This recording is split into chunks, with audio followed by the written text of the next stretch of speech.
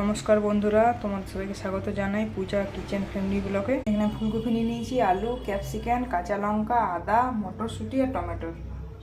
আমি কড়াইয়ে তেল দিয়েছি, তেলটা গরম হয়ে গেছে। এখানে 5 ফোড়ন দিয়ে আমি আলু দিয়ে দিচ্ছি। আমার আলুগুলো ভাজা হয়ে গেছে, এবার আমি ফুলকপি দিয়ে দিচ্ছি। আমি এবারে হলুদ দিয়ে দিচ্ছি, এবার আমি নুন দিয়ে দিলাম। মানে যে আমি রান্নাটা করছি সম্পূর্ণ নিরামিষ।